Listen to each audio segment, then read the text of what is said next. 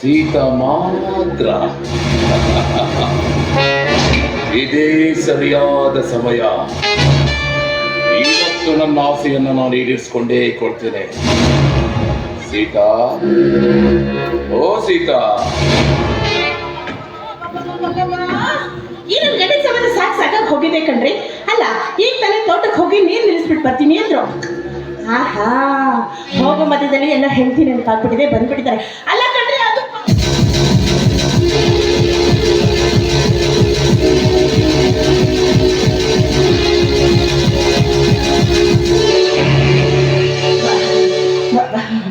ಭಾವನವ್ರೆ, ನೀವು ಅದು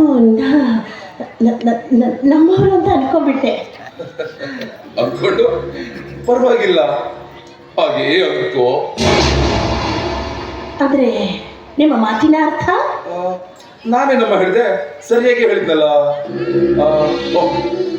ಅದೇನು ಅಂದ್ರೆ, ಈ ಸಮಾಜದಲ್ಲಿ ಎಲ್ಲ ಹಾಗೆ ನಮ್ದು ಒಂದು ಕುಟುಂಬ, ನಮ್ದು ಒಂದು ಸಂಸಾರ ಅಲ್ವಾ. ಈ ಸಂಸಾರದಲ್ಲಿ ನೀನು, ನಿನ್ನ ಗಂಡ, ನಿನ್ನ ಮಗ ಹೇಗೋ ಹಾಗೆ ನಾನು ನನ್ನ ಮಗ ಒಂದೇ ಕುಟುಂಬದ ಸದಸ್ಯರು ಅನ್ನೋ ರೀತಿಯೆಲ್ಲ ಹೇಳಿದು ಬಿಟ್ರೆ ಏನಕ್ಕೆ ಬೇರೆ ಅರ್ಥ ಕಲ್ಪಿಸೋದು ತರವಲ್ಲ ಸೀತಾ. ನಾನೊಬ್ಬಳು ಪೆದ್ದು. ನೋಡಿ ಭಾವನವ್ರೆ, ನೀವು ಮಾತಾಡ್ತಾ ಹಾಗೆ ನಿಲ್ಬೇಡಿ. ನಾನು ನಿಮಗೋಸ್ಕರ ಒಂದು ಸ್ಟ್ರಾಂಗ್ ಚಹಾ ಮಾಡ್ಕೊಂಡು ಬರ್ತೀನಿ. ಬೇಗ ಬಂದ್ಬಿಡ್ತೀನಿ.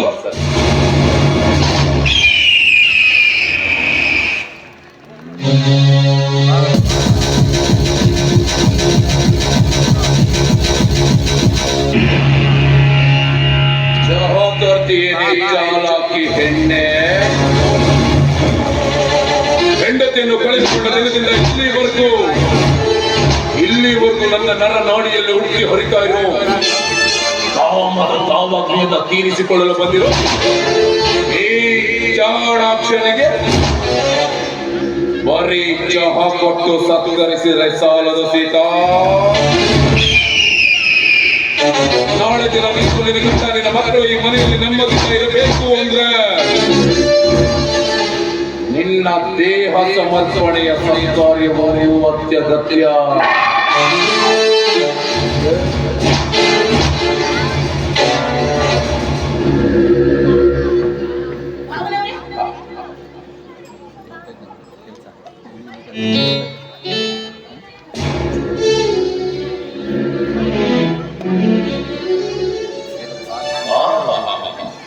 ಚಹಾ ಅಲ್ಲ ಇದು, ಅಮೃತ.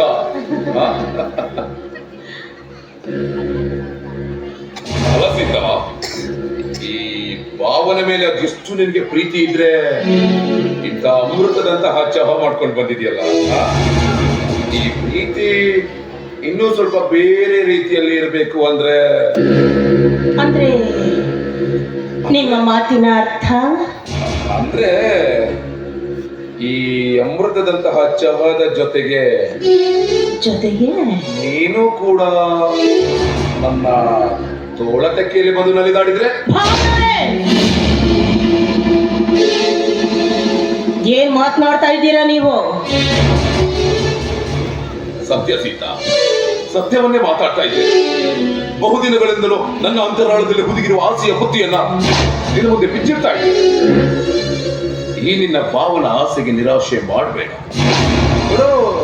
ನಿನ್ನ ಗಂಡ ಹೊಲದಿಂದ ಬರೋ ಸತ್ಯ ಒಂದಲ್ಲ 2 ಗಂಟೆನಾದ್ರೂ ಹಿಡಿಯುತ್ತೆ. ಅವನು ಬರೋದ್ರೊಳಗೆ ನೀನ್ ನನ್ಗೆ ಸಹಕರಿಸಿದರೆ, ಒಂದು ವೇಳೆ ನಾನು ನಿಮ್ಮ ಇಚ್ಛೆಗೆ ಸಹಕರಿಸದೆ ಹೋದರೆ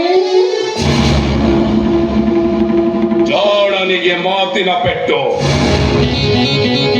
ಕೋಣನಿಗೆ ಲಗ್ನ ಪೆಟ್ಟು. ನೀ ನನ್ನ ಆಸೆಗೆ ನೆರವೇರಿಸದೆ ಹೋದ್ರೆ ಈ ಬಲಾಢ್ಯನ ದೂರನಿಲ್ಲ. ಒಂದ್ ಹೆಜ್ಜೆ ಮುಂದಿಟ್ಟಿದ್ಯಾ ಆದ್ರೆ ನೀನು ಈ ಮನೆಯ ಯಜಮಾನನ ಅನ್ನೋದನ್ನು ಕೂಡ ನಾನು ಲೆಕ್ಕದಲ್ಲೇ ನಿನ್ನ ಮುಖದ ಮೇಲೆ ಹೊಡಿಬೇಕು. ಜೋಕೆ ಅಂತ ಜೋಕೆ. ನರನಾಡಿಯಲ್ಲಿ ಉಕ್ಕಿ ಹರಿದಿರೋ ಕಾಮದ ದಾವಗಳನ್ನು ತೀರಿಸಿಕೊಳ್ಳಲು ಬಂದಿರೋ ಈ ನನ್ನ ಆಸೆಯನ್ನು ಈಡೇರಿಸು ಅಂತ ಅಂಗಲಾಚಿ ಬೇಡಿಕೊಂಡ್ರು.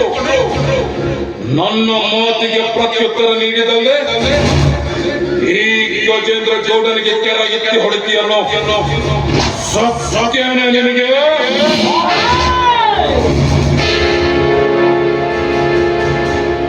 ಹೆಣ್ಣು ಒಲಿದರೆ ನಾರಿ, ಮುನಿದರೆ ಮಾರಿ. ಪ್ರತಿಯೊಬ್ಬ ಯಶಸ್ಸಿನ ಗಂಡಸಿನ ಹಿಂದೆ ಒಂದು ಹೆಣ್ಣು ಇರ್ತಾಳೆ. ಒಂದು ಹೆಣ್ಣು ಮನಸ್ಸು ಮಾಡಿದ್ರೆ ಗಂಡಸನ್ನ ಉದ್ಧಾರನೂ ಮಾಡ್ತಾಳೆ, ಅವನ ಸರ್ವನಾಶಕ್ಕೆ ನಾಂದಿನೂ ಹಾಡ್ತಾಳೆ.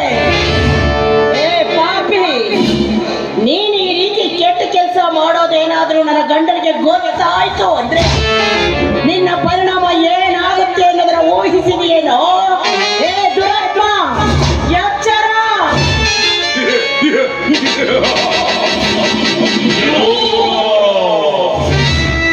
ಹಿಮದಲ್ಲಿ ಮೈ ಕುರಿಯುವ ಚಳಿಯಲ್ಲಿ, ಕಣ್ಣನ ಬೀಸುವ ಗಾಳಿಯಲ್ಲಿ, ನನ್ನ ನರನಾಡಿಯಲ್ಲಿ ಉಕ್ಕಿ ಹರಿತಾ ಇರುವ ಕಾಮದ ಕಾವಾಗ್ನಿಯನ್ನು ತೀರಿಸಿಕೊಳ್ಳಲು ಬಂದಿರುವ ಈ ಜಗಮಲ್ಲನ ಅಟ್ಟಹಾಸವನ್ನು ಮೆಟ್ಟಿ ನಿಲ್ಲೋದಕ್ಕೆ ನಿನ್ನ ಗಂಡ ಬರ್ತಾನೆ ಅಂತ ಎಚ್ಚರಿಕೆ ಮಾತಾಡ್ತೇನೆ. ತಂದೆಯಾಗು, ತಂದೆ ತಾಯಿಯಾಗು, ತಾಯಿ ಬಂಧುವಾಗು, ಬಳಗವಾಗು. ಆಗ್ತೇನೆ, ತಂದೆನೂ ಆಗ್ತೇನೆ, ತಾಯಿನೂ ಆಗ್ತೇನೆ, ಒಂದು ಬಳಗ ಎಲ್ಲ ಆಗ್ತೇನೆ. ಕೆಲಸ ಮುಗಿದ ಮೇಲೆ ಮಗಳು ಅನ್ನೋದನ್ನು ನೋಡಿದೆ, ಮುತ್ತಿಕ್ಕಿ ನನ್ನ ಆಸೆಯನ್ನು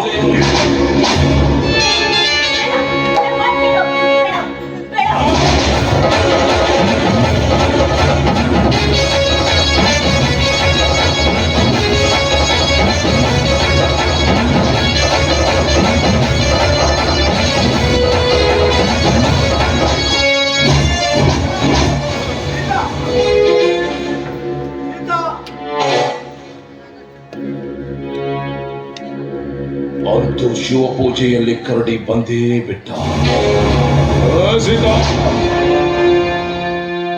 ಇಲ್ಲಿ ನಡೆದಿರೋದನ್ನ ನಿನ್ನ ಗಂಡನಿಗೇನಾದ್ರೂ ಹೇಳಿದೆ ಹೌದಾದ್ರೆ ನೀನು, ನಿನ್ನ ಗಂಡ, ನಿನ್ನ ಮಕ್ಕಳು ನಡೆದಿರಲೇ.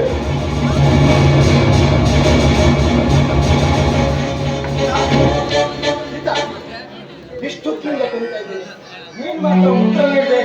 ಏನೇ ಮಾಡ್ತಿದ್ಯಾ ಅವರೇ? ಅದು ಯಾಕೆ ಯಾಕೆ ಬರ್ತಾ ಇದೆಯಾ? ಏನಾಯ್ತು? ಏನು ಇಲ್ಲ ಅಂದ್ರೆ ಏನು ಇಲ್ಲ. ಸೀತಾ, ಏನಾಯ್ತು? ಏನು ಇಲ್ಲ ಅಂದ್ರೆ ನಾನಿಲ್ದಾಗ ಈ ಮನೆಯಲ್ಲಿ ಭಯ ಪಡುವಂಥದ್ದಾದ್ರೆ ಏನಾಯ್ತು ನಿಮಗೆ? ಸತ್ಯ ಹೇಳ್ತೀಯೋ ಇಲ್ವೋ? ಸೀತಾ, ನನ್ನ ಮೇಲೆ ನಾನೇ ಆಗಿದ್ದೀನಿ. ಎಂಥ ಕೆಲಸ ಮಾಡಿದ್ರಿ, ಎಂಥ ಕೆಲಸ ಮಾಡಿಬಿಟ್ರಿ. ಯಾವ ಸತ್ಯ ನಿಮಗೆ ತಿಳಿಬಾರ್ದು ಅಂತ ನಾನು ಅನ್ಕೊಂಡಿದ್ದು, ಆ ಸತ್ಯನ ನಾನು ಹೇಳೋ ಹಾಗೆ ಮಾಡಿಬಿಟ್ರಲ್ರಿ. ಈ ನಿಮ್ಮ ಆಣೆ ಇಟ್ಟು ನನ್ನ ಬಾಯ್ನ ಕಟ್ ಹಾಕ್ಬಿಟ್ರಿ. ನೀವು ಬರೋದಕ್ಕಿಂತ ಮುಂಚೆ ಈ ಮನೇಲಿ ಏನ್ ನಡೀತು ಅಂದ್ರೆ ಏನಾಯ್ತು?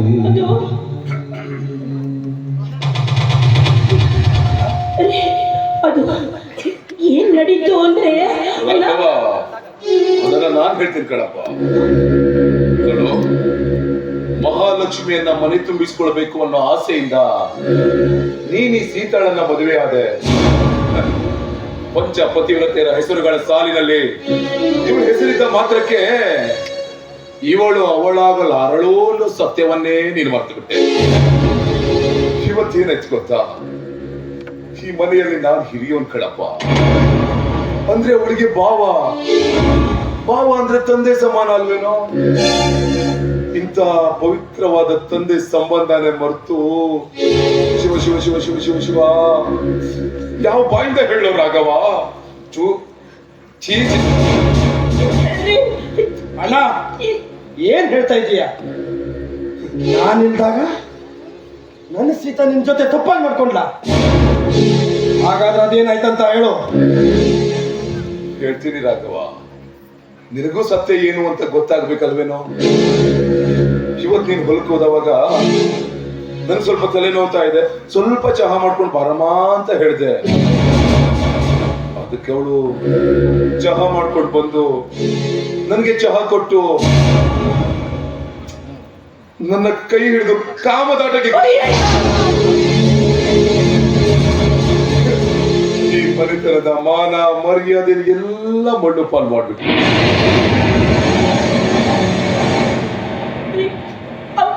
ಅವ್ರ ಮಾತು ನಂಬೇಡಿ ಅಂದ್ರೆ ಇದೆಲ್ಲ ಸುಳ್ಳು ಅಂದ್ರೆ ಸತ್ಯ ಏನಂತ ನಾನು ನಿಮಗೆ ಹೇಳ್ತೀನಿ.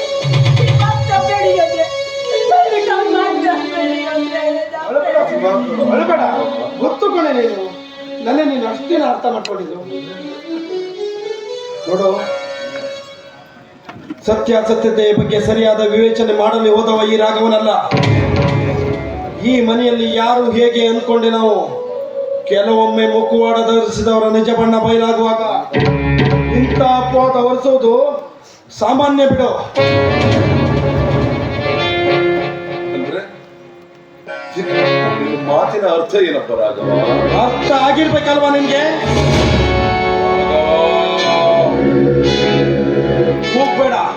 ಕೂಗ್ಬೇಡ ನೀನು. ಯಾಕೆ ಸುಮ್ಮನೆ ಕೂಗಾಡಿ ತಾನು ತಪ್ಪಿತಸ್ಥನಲ್ಲ ನಾಟಕ ಮಾಡಿಕೊಂಡಿದ್ಯಾ? ಇಲ್ಲಿ ಯಾರು ರಾಘವ, ಯಾರು ಸೀತಾ, ಯಾರು ರಾವಣ ಅನ್ನೋದು ಎಲ್ರಿಗೂ ಚೆನ್ನಾಗಿ ಗೊತ್ತು. ನೀನು ಏನು ಹೊಗಳ್ತಾ ಇದ್ದೀಯ? ನೀನು ನಿನ್ನನ್ನ ಎಚ್ಚರಿಸ್ತಾ ಇದ್ದೀನಿ. ಈ ಮನೆ ಬೆಳಗಲಿಕ್ಕೆ ಕರೆತಂದ ನನ್ನ ಹೆಂಡತಿ ಸೀತೆ ಅಷ್ಟೇ ಪವಿತ್ರಳು ಅನ್ನೋದು ನಮ್ದವನು ಕಣೋ. ನಾನು ನಮ್ದವನು. ನಿನ್ನ ಹಾಗೆ ರಾವಣ ಸ್ವಭಾವ ಇರುವ ಯಾರೇ ಬಂದು ಇವಳ ಪವಿತ್ರತೆಯ ಬಗ್ಗೆ ಅಪವಾದ ಹೊರಸೋಕೆ ಬಂದ್ರೆ ಅದನ್ನು ನಂಬೋ ಮುಟ್ಟಾಳ ನಾನೆಲ್ಲ. ನೆನಪಿರ್ಲಿ. ಅಂತ ಅತಿ ಬುದ್ಧಿವಂತರನ್ನ ಈ ಮನೆಯಲ್ಲಿ ಇಟ್ಕೊಳ್ಳುವಷ್ಟು ದೊಡ್ಡವನು ನಾನಲ್ಲ.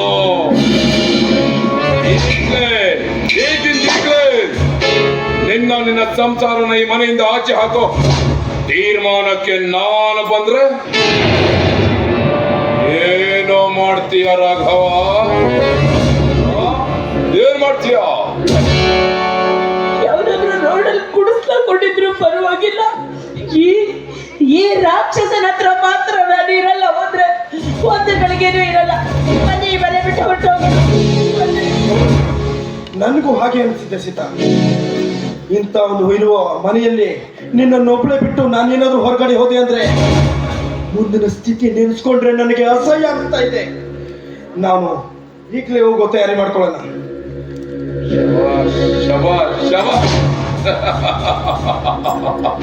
ಮತ್ತು ಗಂಡ ಹೆಂಡತಿ ಇಬ್ರು ಮನೆಯಿಂದ ಆಚೆ ಆಗೋ ವಿಚಾರದಲ್ಲಿ ಒಂದೇ ತೀರ್ಮಾನಕ್ಕೆ ಬಂದಿದ್ದೀರಿ ಅನ್ನೋದಾಯ್ತು. ಗಂತಿಗೆ ತಕ್ಕ ಬೋಧಿದ್ದೆ. ಮತ್ತೇನೋ ಮುಖ ನೋಡ್ತಾ ಇದ್ದೀರಾ? ಏಕೆಂದ್ರೆ ಮನೆ ಬಿಟ್ಟು ನಡೆಯಿರಿ. ಹೋಗ್ತೀವಣ್ಣ, ಹೋಗ್ತೀವಿ. ಬರೀ ಕೈಯಲ್ಲಿ ಹೋಗೋಕೆ ನಾವೇನು ಭಿಕಾರಿಗಳಲ್ಲ. ಮತ್ತೆ ನಮಗೆ ಅಂತ ಆಸ್ತಿ ಪತ್ರನ ಬರೆದಿಟ್ಟುವಾಗ ನ್ಯಾಯವಾಗಿ ನಮಗೇನು ಕೊಡ್ಬೇಕೋ ಅದನ್ನು ಕೊಟ್ಬಿಡು. ಒಂದು ಕ್ಷಣ ಕೂಡ ನಿಲ್ದೆ ನಾವು ಹೊರಟೋಗ್ತೀವಿ. ಕೊಟ್ಬಿಡೋಣ ಅದನ್ನು. ಆಸ್ತಿ ಪತ್ರ ಗೊತ್ತಿತ್ತು ಆಗತ್ತೆ ಅಂತ ನನಗೆ ಚೆನ್ನಾಗಿ ಗೊತ್ತಿತ್ತು. ಏನೋ ಆಸ್ತಿ ಬೇಕಲ್ವಾ?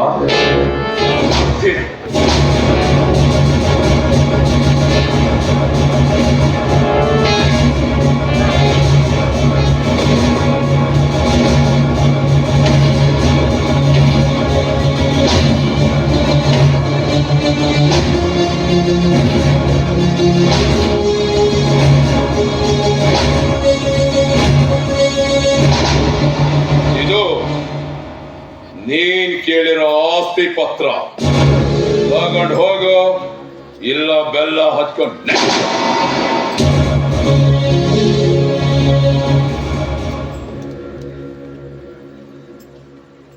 ಇದೇನ್ರಿ ಇದು?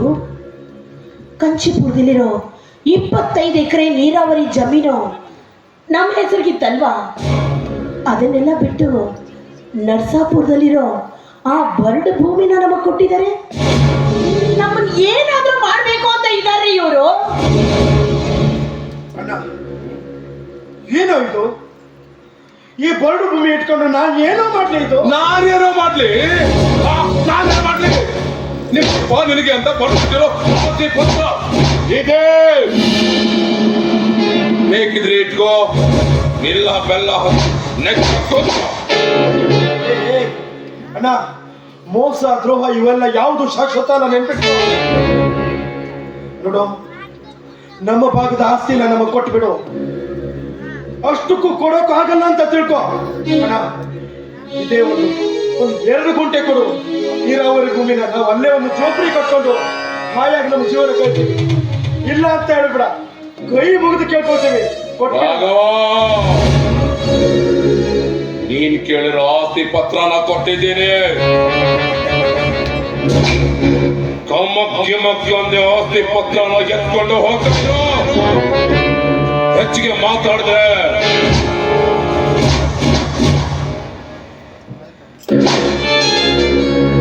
ಹೋಗ್ತೀವಣ್ಣ, ಹೋಗ್ತೀವಿ. ಪಾಲಿಗೆ ಬಂದದ್ದು ಪಂಚಾಮೃತ ಅಂತ ತಿಳಿದು ಹೋಗ್ಬಿಡ್ತೀವಿ.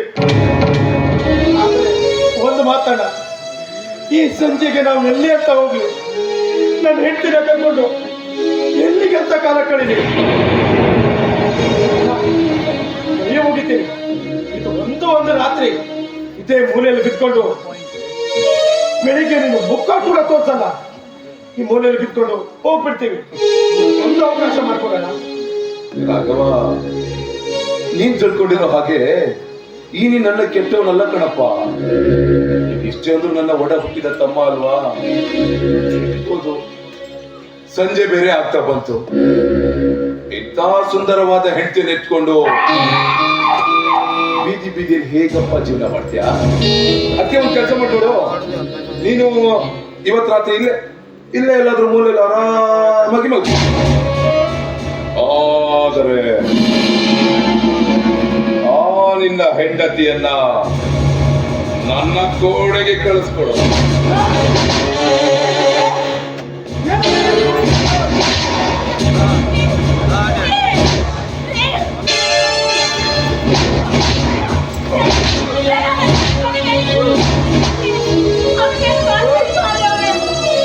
ನನ್ನ ಪತ್ತಿನ ಪಟ್ಟಿ ಹಿಡಿತ್ಯ.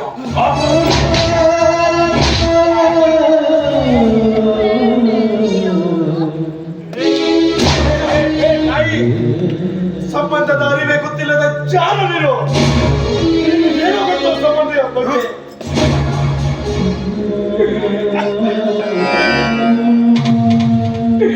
ಎಂತ ಮನುಷ್ಯರು ನೀನು.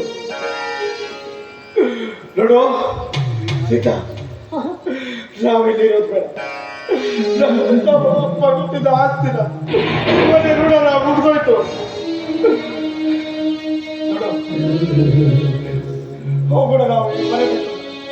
ದೇವ ಮಂದಿರದಲ್ಲಿ ಕಾಡಲಿಲ್ಲ, ನ್ಯಾಯ ಮಂದಿರದಲ್ಲಿ ನ್ಯಾಯವು ಸಿಗಲೇ ಇಲ್ಲ.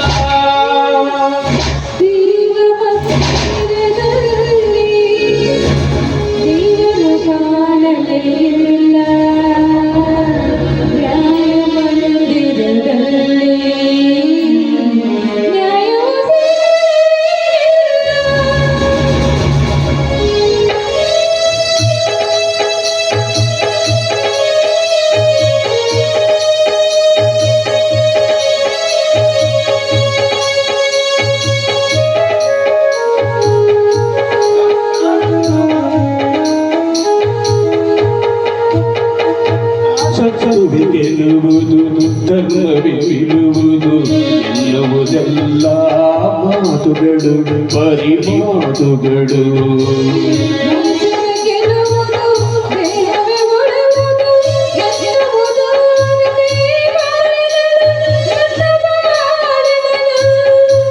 ದೇವ ಮಂದಿರದಲ್ಲಿ ದೇವರು ಕಾಣಲೇ ಇಲ್ಲ ನ್ಯಾಯ ಮಂದಿರದಲ್ಲಿ ನ್ಯಾಯವು ಸಿಗಲೇ ಇಲ್ಲ